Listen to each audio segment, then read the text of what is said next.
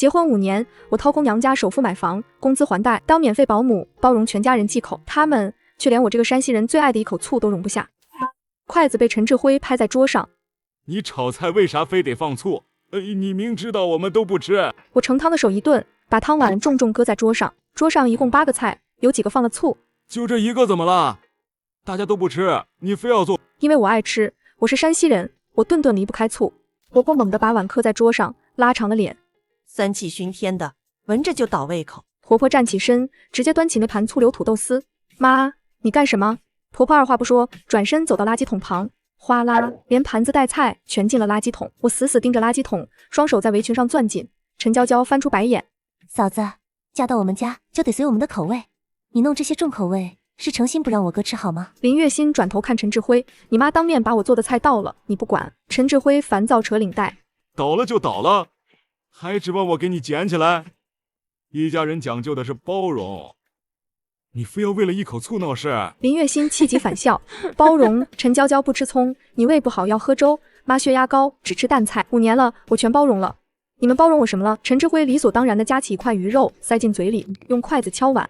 行了，赶紧坐下吃饭，吃完把厨房收拾了，明天娇娇带男朋友回来，你去买点好螃蟹。林月心看着这其乐融融的一家3口，林月心一把扯下围裙砸在陈志辉脸上，冷着脸站起身，这饭你们自己吃吧。陈志辉大怒，林月心，你甩脸子给谁看？别管他，吃我们家住我们家的，还真把自己当皇太后了。林月心转身走向卧室，砰，重重的关上门。林月心靠在门板上，拿出手机，手机屏幕显示陈志辉的消息。月心，这个月房贷你赶紧交一下，交车险，到期你先垫上。林月心冷笑一声，拨通电话，喂，王中介，我那套房子现在挂牌出售，对，越快越好。客厅乱得像猪圈，茶几上堆满外卖盒，瓜子壳掉了一地，咔嗒，门开了。陈志辉提着公文包进门，一脚踢翻地上的外卖袋，怒火中烧。林月心，你今天发什么神经？林月心从卧室走出来，靠在门框上，冷眼看着他。不就是昨天说了你2句，你今天就罢工？家里乱成这样，你不收拾？婆婆拍掉手上的瓜子屑，站起身。行了，先别吵。月心，说个正事儿。婆婆走到林月心面前，眼神算计。明天娇娇男朋友来家里，人家条件好，咱们不能寒酸。你陪嫁的那辆30万的车，明天去过户给娇娇，小两口开出去有面子，算我们陈家给他的底气。拿我娘家买的车冲你们陈家的门面？林月心一字一顿说道，不可能。哥，你看他，不就是借辆破车过户吗？他根本没把我当一家人。林月心，你就因为昨天倒了你一盘菜，记仇到现在，连一辆车都要计较，你心眼怎么这么小？苍蝇馆子里，陈志辉满头大汗往碗里倒醋，笑着说，月心，只要你喜欢，以后我陪你吃一辈子的醋。林月心冷笑，一把拍开陈志辉的手，不借就是不借。林月心转身回屋，你今天敢进这个门，这日子就别过了。砰，门关了。日内卧室，林月心坐在床边，看着手机，手机屏幕显示一张12000的账单。60岁大寿，我本想留最后一点情面。林月心大拇指悬在屏幕上，停顿2秒，好好享受吧，这是我给你们买的最后一顿饭。巨大的圆桌上摆满龙虾鲍鱼。林月心刚要拉开椅子坐下，嫂子，你坐这儿，方便给服务员让道。林月心看向主位的陈志辉，林月心深吸一口气，坐下。服务员端上一盘醋溜土豆丝，婆婆端起土豆丝走到林月心面前。月心啊，妈特意让厨房给你家的菜。婆婆，你离不开醋，但大家吃不惯这个酸味儿。你端着菜去旁边那个小桌子吃，别熏着亲戚。婆婆指向角落里半米宽的备用餐具台，全场瞬间死寂，亲戚们窃窃私语，指指点点。亲戚 A， 小生吃个饭还得单做，这儿媳妇真难伺候。陈志辉皱眉催促，妈，破例给你夹菜，还不赶紧端走，别扫了大家的兴。林月心看着那盘土豆丝，眼神彻底冷了下来。林月心扫了大家的兴。林月心猛地站起身，绕过半个圆桌，走到陈志辉身边，拉开椅子重重坐下。林月心盯着婆婆，这桌菜12000是我付的钱，我作为主人凭什么去角落吃？婆婆脸色涨红，指着林月心骂，你懂不懂规矩？长辈寿宴轮得到你一个外姓人撒野？嫂子，你也太不要脸了，我哥赚的钱就是你的钱。装什么大款？陈志辉猛拍桌子，林月心，别给脸不要脸，立刻给我滚过去！林月心冷笑，端起那盘醋溜土豆丝。婆婆得意地扬起下巴。林月心手腕猛地一翻，连汤带水一整盘土豆丝，精准扣在桌中间的3层寿桃蛋糕上。婆婆，啊，我的寿桃。林月心掏出手机，按下免提。我刚才结的12000，立刻原路退回。这顿饭找订包厢的陈志辉结清。你个疯女人，敢走出这个门，我们就离婚！林月心不躲不闪，从包里抽出一份文件，狠狠砸在陈志辉脸上。林月心声音冰冷，离就离。漫天飞舞的白纸落下，忘了通知你们，咱们现在住的那套房子我已经卖了，你们准备睡大街吧。赫然印着房屋买卖合同。陈志辉捂着脸看着合同，双腿一软，瘫坐在椅子上。我转身走出包厢的那一刻，婆婆尖叫着追出来，被服务员拦在了走廊里。陈娇娇的哭喊声隔着2道门都能听得一清二楚。陈志辉的声音最大，像一头被激怒的困兽，嘶吼着我的名字。林月心，你给我回来！我没有回头，高跟鞋踩在大理石地面上，每一步都清脆而坚定。电梯门打开的瞬间，我看到镜面里自己的脸，平静苍白，但眼睛里有光。那是5年来我第一次在自己的眼睛里看到活着的光。走出9楼大门，深秋的风裹着凉意扑面而来。我站在台阶上，深深地吸了一口气，肺腔里灌满了自由的味道。手机震个不停，陈志辉、婆婆、陈娇娇3个人轮番轰炸。我低头看了一眼屏幕，没有接，直接打了一辆出租车。师傅，万达广场。我从后视镜里看到陈志辉冲出了大门，他站在路边，领带扯歪了，头发乱成一团，满脸狰狞地朝我的方向追了2步，但他没追上，他永远也追不上了。出租车停在万达广场，我找了一家咖啡店坐下，手机已经被打了60多个电话，全是陈家人的。我一个个看过去，然后面无表情地点了拉黑。陈志辉拉黑，婆婆拉黑，陈娇娇拉黑。世界瞬间安静了。我点了一杯美式，苦得发涩，但我喝得很慢，脑子里一片清明，没有愤怒，没有委屈，只有一件事在盘旋：回去收东西。晚上9点，我回到那个住了5年的家，推开门，屋子里黑漆漆的，安静的像一座坟墓。我没有开客厅的灯，径直走进卧室，拉出行李箱，我的衣服，我的证件，我的首饰，我妈给我的金镯子，结婚前的存折。我打开床头柜，拿走了房产证、车辆登记证，还有那个藏在最底层的牛皮纸信封，里面是这5年来我替这个家花的每一笔钱的记录。拉上行李箱的拉链时，我听到楼道里传来了急促的脚步声，他们回来了。门被猛地推开，婆婆冲在最前面。她一看到我手里的行李箱，眼睛立刻红了，是暴怒。好啊，你还真要跑！你把这个家搅得天翻地覆，现在想一走了之？陈娇娇跟在后面，眼圈哭得通红，指着我的箱子尖叫：哥，他要卷东西跑了，你快拦住他！陈志辉铁青着脸站在门口，堵住了我的去路。我没有跟他们吵，我拿出手机，当着他们的面拨通了搬家公司的电话。你好，天河区龙翔苑12栋1402，我需要一辆搬家车，现在就来。婆婆愣住了，陈志辉也愣住了。你打搬家公司？他声音发颤。林月心，你疯了吧？20分钟后，2个搬家工人站在了门口。我指着客厅角落那组我陪嫁带来的红木书柜，指着阳台上我买的洗衣机和烘干机，指着厨房里那台1万多的蒸烤一体机，这些全部搬走。婆婆疯了一样扑上去抱住洗衣机。这是我们家的东西，你凭什么搬？我把购物发票举到她眼前，上面写的谁的名字？您自己看。搬家公司的车载着我的东西消失在夜色里。婆婆瘫坐在空荡荡的阳台上，骂了整整10分钟。第2天下午，陈志辉找到了我临时住的酒店，他换了一副面孔，不再是昨天酒楼上那个青筋暴起要扇我巴掌的男人，而是变回了那个会在苍蝇馆子里陪我吃酸辣粉的好丈夫。月心，昨天是我不对，回家吧。他伸出手，试图拉我的手腕，我没让他碰到。我转身从床头拿出那个牛皮纸信封，抽出厚厚一沓纸，递到他面前。你先看看这个。他疑惑地接过去，翻了2页，脸色就白了。那是他工资卡近3年的流水，每个月到手15000，转给婆婆5000，转给陈娇娇3000，剩下的7000连房贷都不够覆盖，这些钱全是我补的窟窿。陈志辉，你不是改不改的问题，你们一家3口从头到尾就没把我当人。陈志辉被我拿出的流水账单打懵了，但他很快就恢复了镇定，开始新一轮的软磨硬泡。我没有再给他任何机会。周一，房屋中介按约定带着第一批看房客来了。我能想象到陈家人打开门看到陌生人举着手机拍照时的表情。果然，不到半小时，陈志辉的电话就打了过来，我没接，他换了一个陌生号码继续打，我也没接。下午3点，中介给我发消息，姐，房东那边的人不让看房，还把我们客户骂走了。我笑了一下，拿起电话给物业打了过去。你好，我是龙翔苑1402的业主林月心，从明天起，请停掉1402的水电。当天就发了停水停电通知。晚上，陈志辉再次用陌生号码打来，这一次我接了。林月心，你停我水电，你还是不是人？你住的是我的房子，要么配合卖房搬走，要么在没水没电的屋子里继续住着，你自己选。断水断电的第3天，婆婆扛不住了，她提着水桶去邻居家接水的时候，被整层楼的人围观，回来后在楼道里坐着哭了半个小时。我听到这些没有任何心软。5年来我在他家哭的那些夜晚，也没有任何人心疼过我。我要的只有一个结果，干干净净的离开。我约了陈志辉在一家连锁咖啡馆见面。我把整理好的资料摊在桌上，房子的首付款转账记录，我父母的名字赫然在目，每个月公积金扣款的银行流水整整5年。车辆购置发票上面清清楚楚写着我的名字，房子是我买的，车是我买的。这5年家里大大小小的开销80%是我出的。我看着对面这个曾经共枕5年的男人，没有恨意，只有疲倦。陈志辉，你可以选择跟我协议离婚，干干净净的分开，我不追究你这些年转给你妈和你妹那些钱，或者你选择拖着，那我就把这些东西全部公开。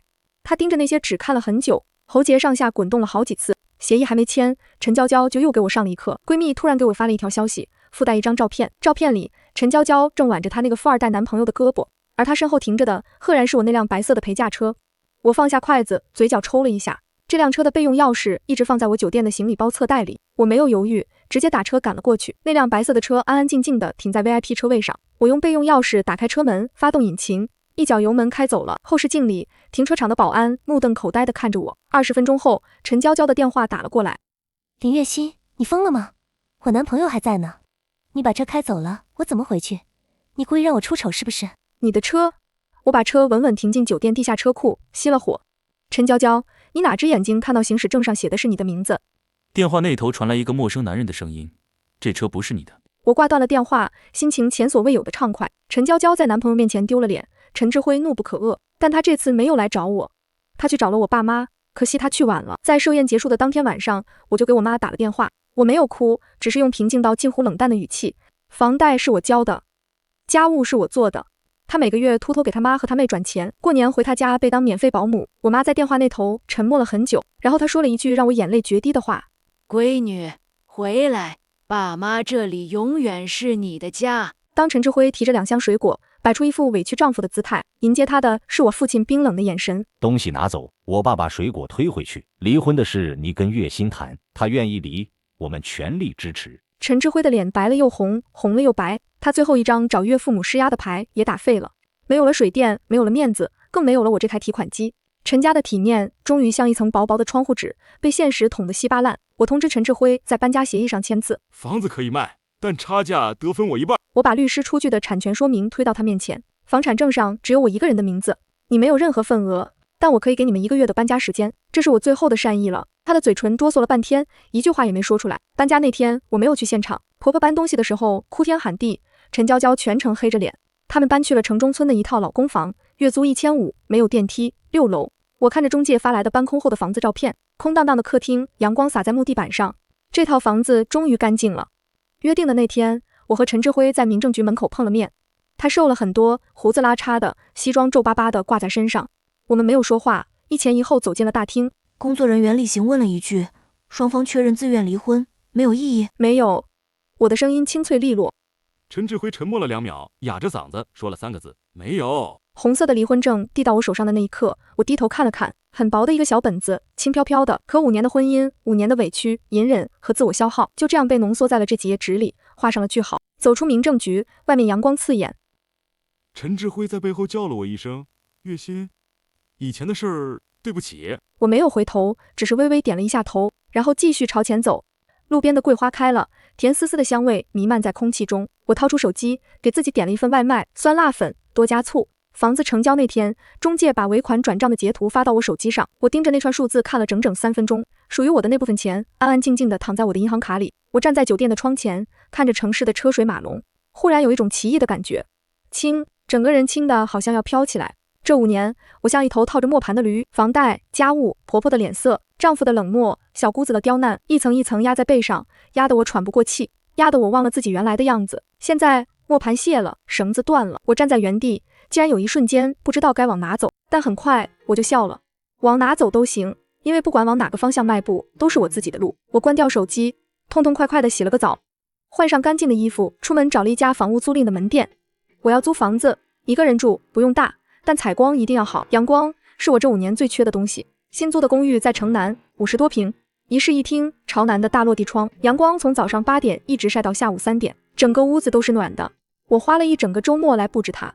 窗帘选了我最喜欢的雾霾蓝，地毯是奶白色的长绒款，书架上摆满了这些年想看却没时间看的书。厨房不大，但五脏俱全，我把锅碗瓢盆归置整齐，灶台擦得锃亮。最后，我拎着一个沉甸甸的纸箱走进厨房，弯腰一瓶一瓶地摆进橱柜里，整整一箱山西老陈醋，12瓶，是我在网上专门从老家的醋坊订的。瓶盖拧开的瞬间，熟悉的酸香味扑面而来。我站在厨房里，捧着那瓶醋，忽然鼻子一酸。5年，整整5年，我连一瓶醋都不敢光明正大地摆在自己家的厨房里。做菜不敢放醋，吃面不敢倒醋，连偶尔偷偷蘸个饺子醋，都要等他们吃完了收了桌才敢。我活得像个偷东西的贼，偷偷摸摸的想念自己家乡的味道。现在这个厨房是我的，这个家是我的，我想放多少醋就放多少醋，没有任何人可以再把它倒进垃圾桶。我把12瓶醋整整齐码好，退后一步，满意的笑了。那天晚上，我给自己做了一顿酸辣粉，红薯粉在沸水里翻滚，我往汤底倒了整整3大勺陈醋，又舀了1大匙油泼辣子，酸香和辣味混在一起，厨房里弥漫着让人口水直流的香气。我端着碗坐在落地窗前，窗外是城市的夜景，万家灯火，远远近近。第一口粉吸进嘴里的时候，又酸又辣，烫得我直吸气。就是这个味道，我日思夜想了5年的味道。眼泪毫无预兆地掉了下来，我一边吃一边哭，吃得满头大汗，哭得稀里哗啦。我想起新婚第1年的除夕夜，我在厨房里偷偷往自己的碗里滴了几滴醋，被婆婆看见了，又嫁过来了还改不了那个穷酸味儿。我想起陈志辉每次出去应酬喝得烂醉回来，我一边给他煮醒酒汤，一边饿得胃疼。我想起陈娇娇嫌我做的菜土气，当面把整盘红烧肉倒进垃圾桶，说喂狗都不吃这种东西。而我那时候居然一声都没吭。我用力擦了一把脸，哭吧，最后哭这一次，把这5年所有的委屈和窝囊全部随着这碗酸辣粉一起咽下去。从明天开始，我不会再为任何不值得的人掉一滴眼泪。碗里的粉吃得精光，汤底一滴不剩。我把碗洗干净，擦干手，站在镜子前看了看自己，眼睛是肿的，鼻子是红的，但嘴角微微翘着。林月心，欢迎回来。离婚后第1个工作日，我提前半小时到了公司。以前我是全部门最准时下班的那个人，因为6点必须赶回家做饭。陈志辉的养胃粥不能断，陈娇娇周末回来的提前备好她爱吃的菜。我像个被上了发条的陀螺，工作和家庭之间两头转，哪头都不敢停。但现在没有人等我回家了，这种感觉不是孤独，是解脱。上午开完周会，我找到了部门主管王姐。王姐，新能源那个项目组还缺人吗？王姐愣了一下，上下打量了我2眼。你想参加？这个项目压力很大，加班是常态，还要经常出差。你之前不是说家里走不开吗？现在走得开了。我笑了笑，我能扛。王姐看了我几秒，忽然点了点头，嘴角也跟着弯了一下。行，下午项目会你来参加。当天下午，我坐在了项目组的会议桌前，翻开空白的笔记本，一笔一画地记下每一个要点。加班到晚上9点，出了公司大门，冷风灌进领口，我缩了缩脖子，忽然觉得很饿。路边有一家小面馆，还亮着灯。我推门进去，点了一碗臊子面，跟老板说醋多放，热汤下肚，胃暖了，心也暖了。离婚后第3周，陈志辉出现在了我公司楼下。中午12点，我和同事出来吃饭，一眼就看到了他。他站在公司大楼对面的花坛边，手里提着一袋水果，身上穿着那件我给他买的灰色风衣。看到我出来，他快步迎了上来。月心，我想跟你谈谈。同事识趣的先走了，临走前给了我一个要不要帮忙的眼神。我摇了摇头，我们没什么好谈的，我想过了。这段时间我一直在反省，我妈那个人你也知道，脾气不好，但她心不坏，是我没有在中间调节好，让你受委屈了。要不我们复婚吧，以后我不让她住在一起了，就咱俩过，多好听的话。可我已经不是5年前那个会被一句好话哄住的林月心了。她不是在反省，她是在城中村的6楼爬了3周楼梯，她连一顿像样的饭都吃不上了。陈志辉，离婚证都领了，你跟我说复婚。我笑了笑，你觉得我会信你？我转身走进公司大楼，前台的保安看了一眼门外的他，朝我投来询问的目光。如果那个人再来，帮我拦一下。电梯门关上的那一刻，我看了看镜子里的自己，平静清醒，没有一丝心软。周六上午，我第一次走进了那间陶艺工作室，门口种着一棵老桂花树，推开木门，空气里弥漫着泥土和釉料的气味，安静的只听见转盘嗡嗡转动的声音。这是我3年前就想学的东西。一双手在旋转的拉坯机上捧出一只碗的形状，但当天晚上回到家，婆婆让我去超市买排骨，陈娇娇喊我帮她取快递。陈志辉的衬衫还没熨，那个关于陶艺课的念头很快就被淹没在了柴米油盐里。3年后的今天，我终于坐在了拉坯机前。老师是个短发的中年女人，笑起来很温和。她手把手教我怎么揉泥、定中心、拉坯。泥坯在我手里歪歪扭扭的，怎么也立不住。但我不着急，我慢慢的感受指尖的触感，泥土湿润、柔软、听话，不像人心那么硬、那么冷、那么不讲道理。2个小时后，我把一只歪歪扭扭的小碗捧在手心里，看了又看。它很丑，但它是我亲手做的。这是5年来我第一次为自己做让我快乐的事。我把它小心翼翼地放在架子上，等待烧制，嘴角不自觉地弯了起来。陈娇娇被甩了，消息是闺蜜告诉我的。据说分手当天，陈娇娇在商场哭得撕心裂肺。这件事跟我没有任何关系。但陈娇娇不这么认为。周三下午，我刚从公司出来，就看到她堵在停车场入口。她瘦了一大圈，黑眼圈重得吓人，指甲油剥落了一半也没补。看到我的那一刻，她的眼睛瞬间冲洗。林月心，都怪你！她冲上来，声音尖锐的像刮玻璃。要不是你那天把车开走，让我在她面前丢脸，她不会甩我。你陪我男朋友。我站在原地，面无表情地看着她发疯。周围的同事已经开始侧目了。我没有跟她吵一个字，掏出手机拨了物业保安的电话。停车场入口有人闹事，麻烦处理一下。保安到得很快，两个人一左一右架着陈娇娇往外走。她一边挣扎一边尖叫，声音越来越远。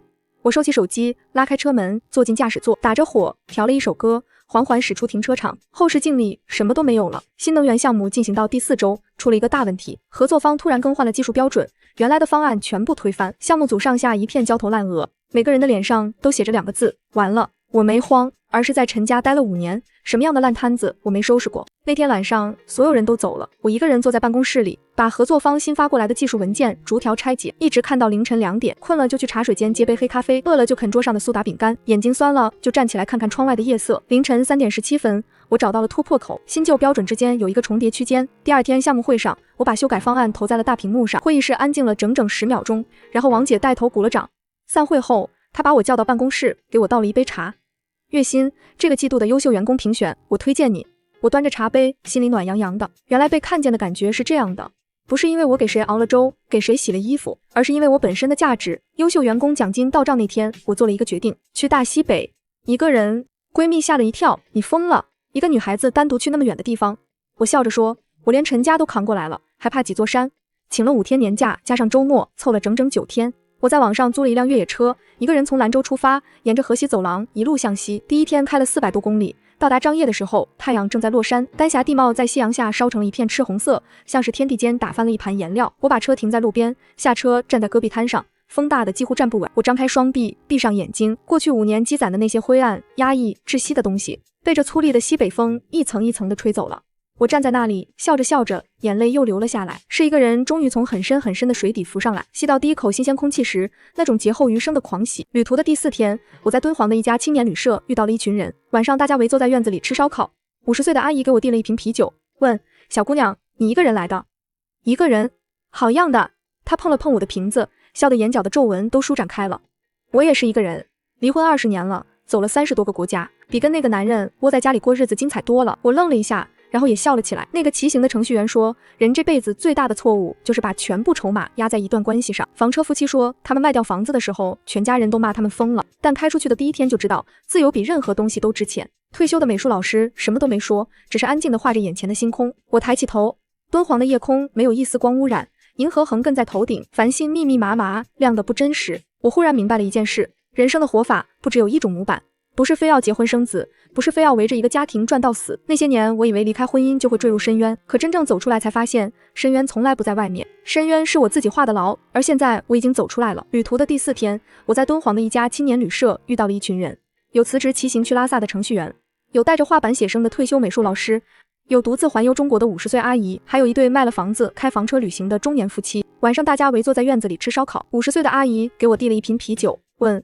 小姑娘，你一个人来的？一个人，好样的。她碰了碰我的瓶子，笑得眼角的皱纹都舒展开了。我也是一个人，离婚20年了，走了30多个国家，比跟那个男人窝在家里过日子精彩多了。我愣了一下，然后也笑了起来。那个骑行的程序员说，人这辈子最大的错误就是把全部筹码压在一段关系上。房车夫妻说，他们卖掉房子的时候，全家人都骂他们疯了，但开出去的第1天就知道，自由比任何东西都值钱。退休的美术老师什么都没说，只是安静地画着眼前的星空。我抬起头，敦煌的夜空没有一丝光污染，银河横亘在头顶，繁星密密麻麻，亮得不真实。我忽然明白了一件事，人生的活法不只有一种模板，不是非要结婚生子，不是非要围着一个家庭转到死。那些年我以为离开婚姻就会坠入深渊，深渊是我自己画的牢，而现在我已经走出来了。从大西北回来的第1天，我就收到了人事部的正式晋升邮件，我被提拔为新能源项目组的副主管，底薪涨了40%。王姐把我叫进办公室，笑着递给我一份新的项目书。月薪，这次去西北，感觉整个人都不一样了。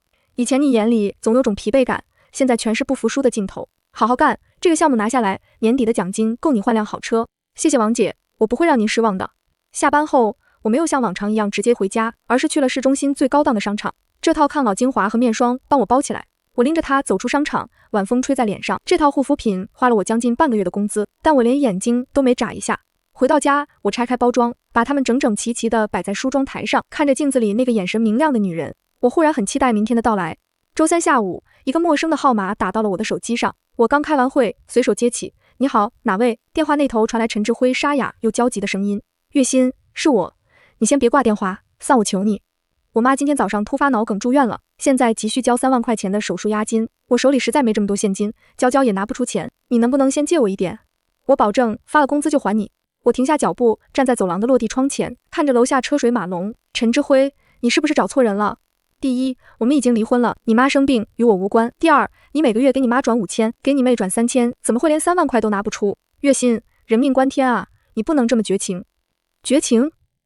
当初你们一家人算计我的时候，别再打来了，我不是你们家的提款机。挂断电话后，我直接去了营业厅，换了一个全新的号码，都被我彻底扔进了垃圾桶。换了号码后，我的世界彻底清静了。我给自己办了一张高端健身房的年卡，私教叫李峰，是个阳光开朗的年轻男孩。他看着我填写的体测表，眉头微皱。林姐，你的体脂率偏高，而且核心力量很弱，平时是不是经常久坐，还容易疲劳？是啊，以前连喘口气的功夫都没有，哪有时间运动？没关系，从今天开始，我们把属于你的健康找回来。先从最基础的力量训练开始，来，深呼吸，收紧核心。起初的几天，我浑身酸痛的连楼梯都下不来，我就会想起过去5年那个弯腰驼背，在厨房里被油烟熏得灰头土脸的自己。我咬着牙坚持了下来。3个月后，当我穿着紧身运动服站在镜子前时，我几乎不敢认自己。马甲线的轮廓隐约可见，背部挺拔，皮肤透着健康的红润。李峰走过来，递给我一条毛巾，笑着说：“林姐，你现在的状态简直像换了个人。”我擦了擦汗，看着镜子里的自己，嘴角上扬。是啊，我终于把那个弄丢的自己找回来了。公司1年1度的体检安排在周5上午，拿到体检报告的那一刻，我坐在医院大厅的长椅上，手心微微出汗。过去3年，我一直有甲状腺结节的问题，医生每次都叮嘱我不要生气，不要熬夜，但我根本做不到。在陈家那个压抑的环境里，我每天都在吞咽委屈。我深吸一口气，翻开了报告的彩超那一页，原结节已明显缩小至安全范围。我盯着那行字，反反复复看了3遍，眼眶慢慢红了。恢复的不错啊，最近心情很好吧？你以前肯定是压力太大了。是啊，医生，我最近把压力源彻底切除了。走出医院大门，阳光格外刺眼。婚姻并不是女人的避风港，远离烂人烂事真的是能治百病的良药。我拿出手机，给自己订了一束鲜艳的红玫瑰。今天是个好日子，值得好好庆祝。周末，我受邀参加了一个同城的女性读书会，活动在一家隐秘的独立书店举行，四周摆满了绿植，空气中飘着咖啡和墨水的香气。来参加的都是各行各业的女性。轮到我分享时，我拿着一本《第二性》，深吸了一口气。以前我总觉得女人的价值是体现在家庭里的，直到我失去了一切，才发现我拥有的其实是整个世界。我看着台下那些专注的眼睛，声音平稳。我们首先是我们自己。台下响起了热烈的掌声。活动结束后，他主动递给我一张名片。林月心是吧？你的分享很精彩，如果有空，下周一起喝杯咖啡。好啊，我很荣幸。我双手接过名片，走在回家的路上，我感觉到一种久违的充实。我的社交圈不再是婆婆妈妈的家长里短，不再是计较谁家买了新车，谁家生了儿子，我正在走向一个更广阔、更明亮的世界。而这仅仅只是个开始。周二下班，我去常去的那家进口超市买牛排，刚走到十字路口，红灯亮了。我停下脚步，百无聊赖地看着对面的人群。忽然，我的视线定格在一个熟悉的身影上，是陈志辉。他穿着一件起球的旧外套，里面装着几把捏拉的青菜和打折的速冻水饺。他的背有些驼，头发没有打理，整个人看起来比实际年龄老了10岁不止。绿灯亮起，人潮涌动，他低着头往前走，恰好与我擦肩而过。他似乎察觉到了什么，猛地抬起头，视线与我在半空中撞在一起。我穿着剪裁得体的风衣，画着精致的淡妆，手里提着他以前总嫌贵的有机食材。我们之间的差距已经像隔着一条无法跨越的鸿沟。月心，他张了张嘴，声音干涩。我没有停下脚步，甚至连眼神都没有多停留1秒。我像看着一个完全不相干的陌生人一样，平静地从他身边走过。走远后，我没有回头，但我知道他一定还在原地看着我的背影，品尝着他自己种下的苦果。生活逐渐步入了一种极其舒适的规律中。每天早上6点半起床，我不再需要手忙脚乱地熬养胃粥，我给自己做一份精致的减脂早餐，全麦面包配上黑咖啡，再煎一个完美的单面蛋。周末的下午，我会在厨房里待上2个小时，不是为了伺候谁，而是为了取悦自己的胃。我买了一块上好的五花肉，准备做一锅红烧肉，切块，焯水，煸炒。最关键的是，我在调味的时候，毫不犹豫地倒进了2勺正宗的山西老陈醋。以前陈娇娇总嫌我做的红烧肉有一股醋味，说那是穷酸的做法。现在再也没有人会在我的餐桌上指手画脚。肉炖得软糯入味，入口即化。我盛了一碗白米饭，坐在阳光充足的餐桌前，一口肉一口饭，吃得无比满足。吃完饭，我把猫咪粗溜抱在怀里，它发出呼噜呼噜的声音，拿头蹭着我的掌心。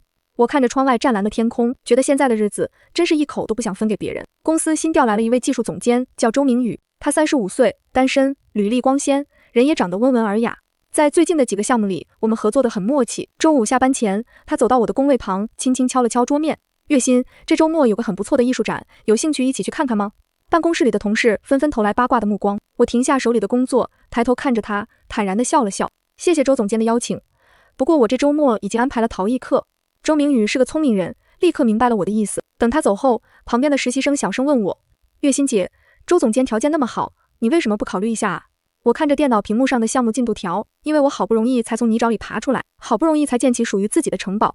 现在的我只想把所有的精力都投资在自己身上，任何人都别想轻易分走我的光。学会拒绝是我在离婚后掌握的最重要的一项技能。临近月底，隔壁部门的主管拿着一叠厚厚的报表找到我，满脸堆笑。月薪啊，我们部门这几天实在忙不过来，你能不能帮个忙，把这几个数据核对一下？你以前做这些最快了，如果换做以前，我一定会为了所谓的人际关系咬牙接下，然后自己加班到深夜。但现在我连看都没看那叠文件一眼。不好意思，张主管，我手里新能源的项目正处于关键期，实在抽不出时间。这些报表你们部门还是自己内部消化吧，免得交接出了差错，责任说不清。张主管碰了个软钉子，脸色有些尴尬，悻悻地拿着报表走了。晚上下班，我准时打卡走出公司。路过一家花店时，我买了一束向日葵。拒绝那些不合理的要求，并不会让我失去什么，反而让我赢得了更多的尊重和属于自己的时间。我抱着花走在街道上，感受着夜晚的微风。我的善良和包容，从今往后都必须带有锋芒。周末，我约了中介去看房，手里攥着卖掉婚房换来的钱，加上这大半年的积蓄，我决定在近郊买一套属于自己的小户型。推开1楼那套房子的门，我的眼睛瞬间亮了。60平米的室内空间，格局方正。推开客厅的玻璃门，外面是一个将近30平米的私人小院，院子里长满了野草，但阳光毫无遮挡地倾泻下来。林姐，这套房子的单价稍微有点高，但是这个院子是赠送的，非常划算。我站在院子中央，脑海里已经浮现出了未来的画面。靠墙种一排月季，角落里搭一个葡萄架，我可以坐在这里喝茶看书，让醋溜在草地上打滚，就这套了。今天能签合同吗？签下名字的那一刻，我感到一种前所未有的踏实。这不再是什么婚房，也不需要看任何人的脸色，这是我林月心打下的江山，是我一个人的避风港。搬进新家的第一个周末，我就迫不及待地蹲在了院子里，小铲子、花盆、营养土，还有一袋混合花种。我戴上手套，把野草一颗颗连根拔起，太阳晒在后背上，暖烘烘的。醋溜从屋里跑出来，好奇地凑到我脚边，被吓得弓起背，跳开了半米远。我笑出了声，伸手把它捞起来，抱在怀里。怕什么？那是蚯蚓，帮咱们松土的好东西。种完花，我坐在台阶上喝水。院子虽然还是光秃秃的，但那些刚种下去的小苗已经在风里轻轻摇晃了。我忽然有一种很踏实的感觉。以前在陈家，我也种过花，阳台上养了2盆茉莉，好不容易开了花，婆婆嫌味道太冲，让我搬走。我搬到了卧室窗台上，陈志辉又说占地方碍事。最后那2盆茉莉被陈娇娇不小心碰到了地上，摔了个稀碎。现在我可以种一整个院子的花，没有人会把它们摔碎，也没有人会嫌它们碍事。我拍了拍手上的土，满意的看着眼前的小院子。等春天来了，这里会开满花的。买了房之后，我开始认真审视自己的财务状况。以前在陈家，钱就像流水一样从我手里淌出去，我从来没有好好算过自己到底花了多少。现在不一样了，每一分钱都必须花在刀刃上。我在网上买了2本理财入门书，每天睡前读半个小时。理财的第一步不是怎么赚钱，而是搞清楚钱去了哪里。我打开手机银行，把过去3个月的每一笔消费都整理成了一张表格，房贷、伙食费、交通费、健身卡、陶艺课。然后我给自己设了几条规矩，每个月的收入 50% 用于生活必须开支， 30% 存入定期账户， 20% 用来投资自己。苏青知道我在选理财后，特意给我推荐了一个靠谱的基金经理，不用追求暴富。他在电话里说，女人最重要的是让自己的钱稳定增值，这样心里才有底气，谁都靠不住，钱最靠得住。我深以为然。晚上我关掉台灯，看着手机里那个储蓄账户上慢慢增长的数字，心里涌起一股前所未有的安全感。这种安全感不是任何男人能给的，是我自己一点一点攒出来的。月底，爸妈专程坐高铁来看我，我提前把小院收拾干净，冰箱塞满食材。门铃一响，我便小跑着去开门。妈进门后四处打量，看着窗台的绿植和院子笑道，房子不大，但挺敞亮，还有个小院，你爸肯定喜欢。爸则在院里仔细端详我种的月季苗，种得不错，等开春再追刺肥，能开满一面墙。我在厨房忙活，做了一桌地道的山西菜，油面烤姥姥，过油肉，糖醋丸子，都放了足量的陈醋。饭桌上，妈一直打量我，闺女，你现在气色比以前好多了，以前回家总是脸色蜡黄，笑都笑不出来。爸闷头吃了菜，嘟囔了一句：“早该离。”妈瞪了他一眼，欲言又止。我知道他的心思，便说：“妈，别担心，我现在一个人过得很好，不着急，也不将就。”他眼圈微红，低头扒饭，含糊道：“好就行，你过得好，我们就放心了。”去高铁站送行时，爸在进站前停下脚步，回头对我说：“月心，你现在的样子就是最好的样子。”我站在站外，目送他们的背影消失在安检口，终于红着眼眶，释然地笑了出来。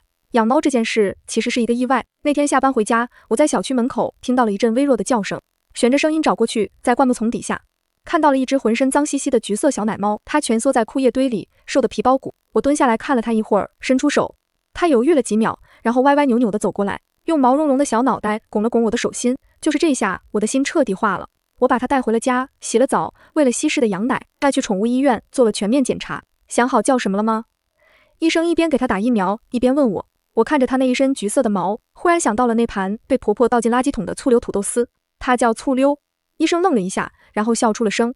回到家，醋溜在新买的猫窝里转了3圈，最后嫌弃地跳上了我的床，霸占了整个准头。我躺在它旁边，听着它均匀的呼噜声。以前在陈家，我提过想养一只猫，被婆婆一口否决。她说猫掉毛脏不吉利，后来我再也没提过。现在这个家是我做主，我想养猫就养猫，想养10只都没人管得了我。醋溜翻了个身，把肚皮亮了出来。我轻轻揉了揉它的肚子，小声说了一句：“以后这个家就咱俩了，谁也别想欺负咱们。”当初陈志辉知道我想考的时候，不屑地笑了一声，说：“你考那个有什么用？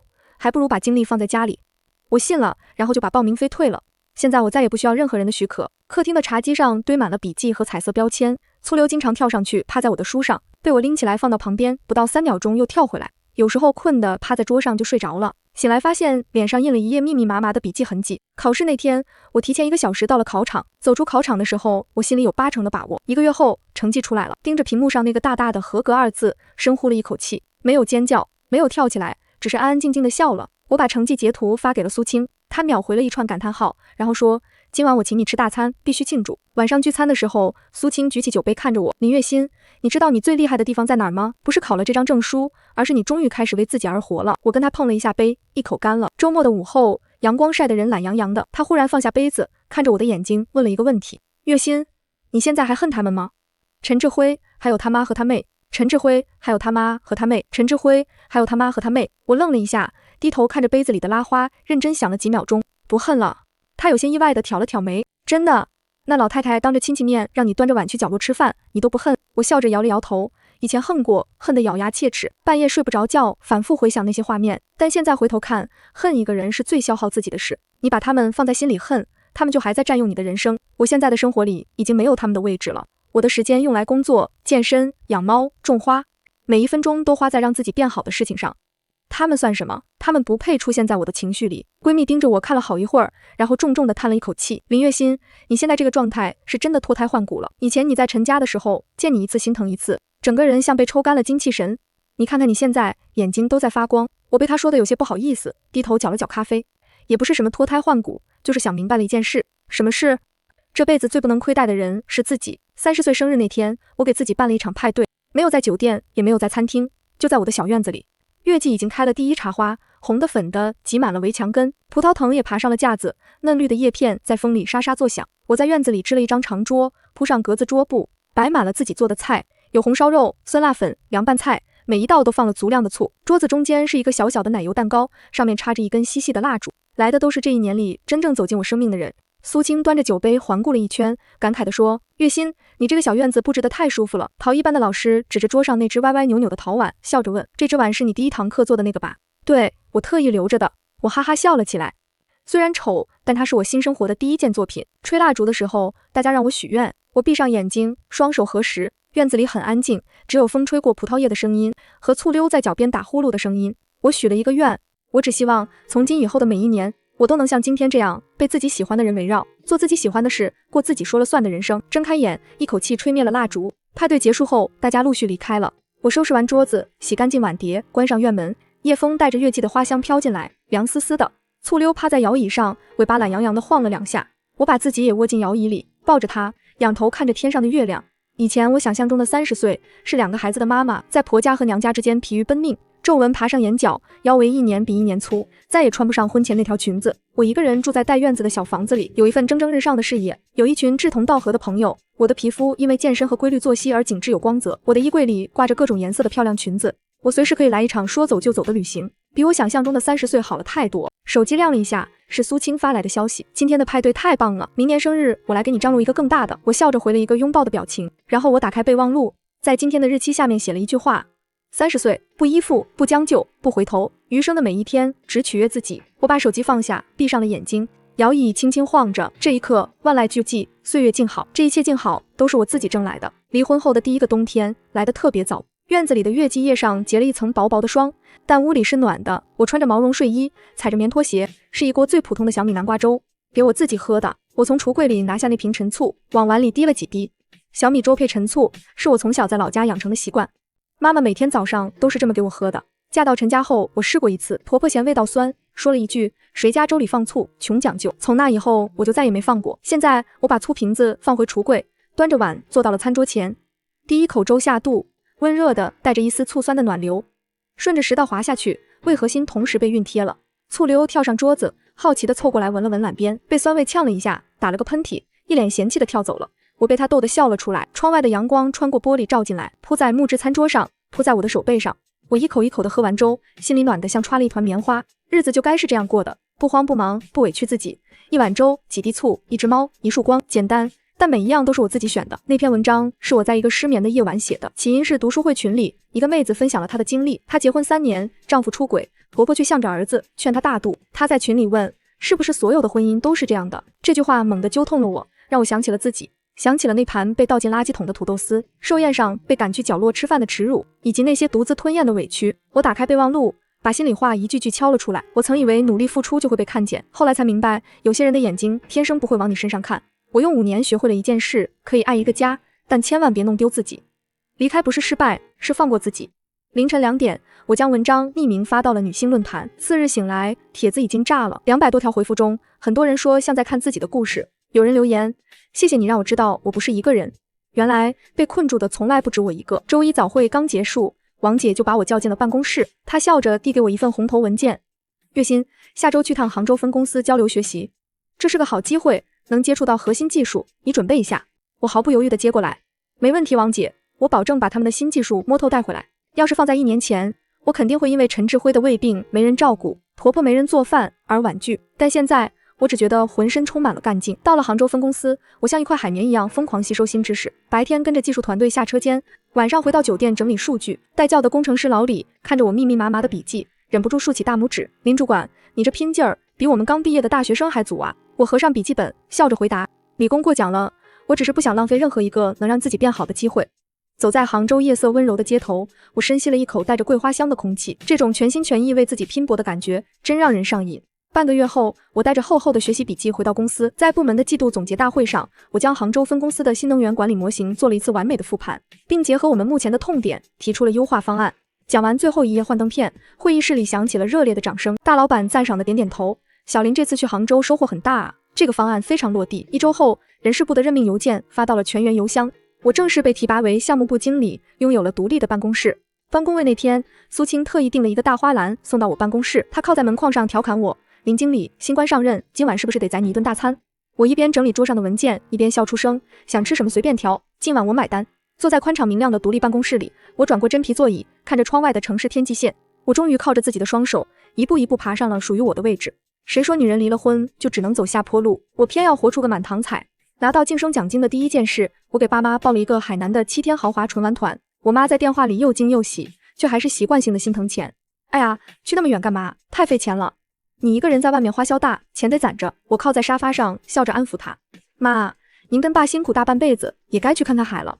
钱是我自己挣的，花的硬气，您就安心去玩，多拍点照片给我看。爸在旁边抢过电话，听闺女的。几天后，我的微信开始被老两口的旅游照片刷屏，有我妈穿着花裙子在沙滩上摆造型的，有我爸戴着墨镜喝椰子汁的。照片里，他们的笑容比海南的阳光还要灿烂。我把照片一张张保存下来，眼眶有些发热。以前在陈家，我连给我妈买件200块的毛衣都要被婆婆阴阳怪气半天，现在我终于有能力让我爱的人过上好日子了。初夏的周末，我的小院子迎来了第一次大丰收，我自己种的番茄红透了，黄瓜也结得又长又脆。我拿着剪刀摘了满满一小篮子，洗干净后，我直接在院子里咬了一口黄瓜，醋溜在草地上扑蝴蝶，玩得不亦乐乎。晚上，我用自己种的番茄做了一锅浓郁的番茄牛腩，正准备开饭，邻居王阿姨隔着矮墙跟我打招呼：“月心啊，好香的味道，自己做的饭呀。”我端着一小碗刚出锅的牛腩走到墙边递给她：“王阿姨，您尝尝，我自己种的番茄炖的。”王阿姨高兴地接过碗：“哎呦，你这丫头真是心灵手巧，一个人把日子过得像诗一样。